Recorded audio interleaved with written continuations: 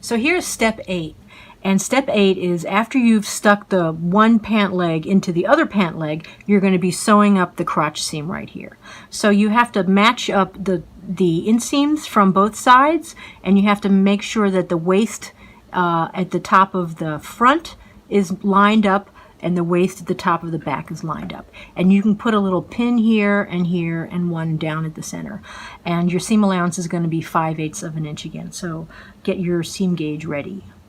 So I'm going to be stitching up the crotch seam left to right now. I've pinned the top, I've pinned the crotch, and then I've pinned the other top.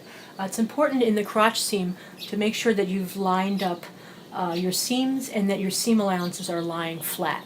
Look, on one side I have the finished extra credit overlapping seam, and then on the other side I don't. But you want to make sure that your seam allowances lie open, just for it to lie nice and flat. So using a double thread and a needle, I'm going to stitch at 5/8 of an inch. So I got my trusty seam guide here, and that's going to give me a start. Where is it? Here it is. Okay, so I'm going to start sewing at the tippity top here, my nice tiny little stitches.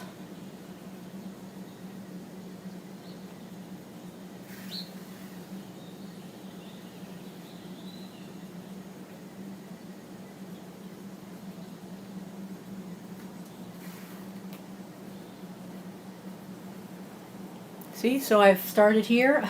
All I have left to do is from here to here, and then from here to the other side.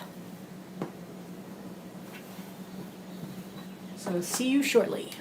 So I've stitched the crotch seam. You can see it here.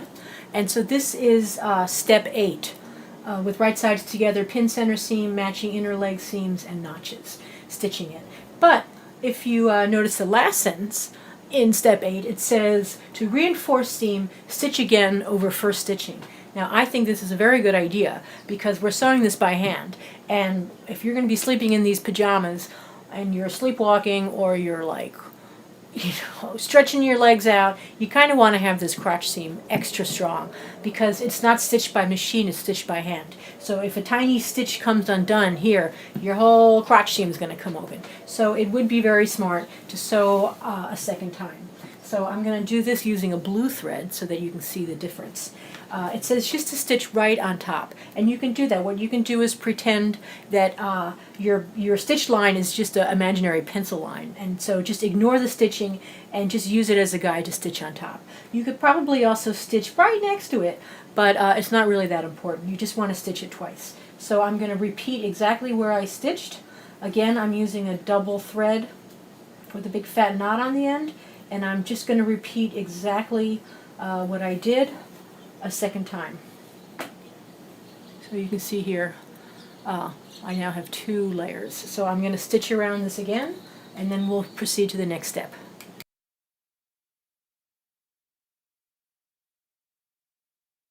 So I have the crotch seam stitched up double right here, and what I'm going to do next is I'm going to pull out just one of the pant legs from you know how I have the 2 nestled in. I'm going to pull one out. Pull one leg out from the other leg, and ta-da! We have a pair of inside-out pants. So I'm going to turn them right side out next. Alright, so here are my pants, looking pretty big. So I'm going to, and I have the fronts pinned. Remember the pockets? I pinned to the front just to make sure that I know what direction they're going in. So I'm going to turn these right side out.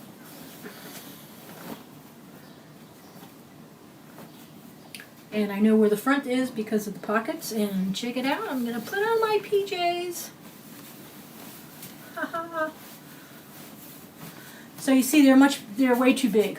And that's because we're going to have to put a waistband in there. So the next step is going to be to fold this down and to make a casing so that we can stick our elastic through it. And then we have pajama pants.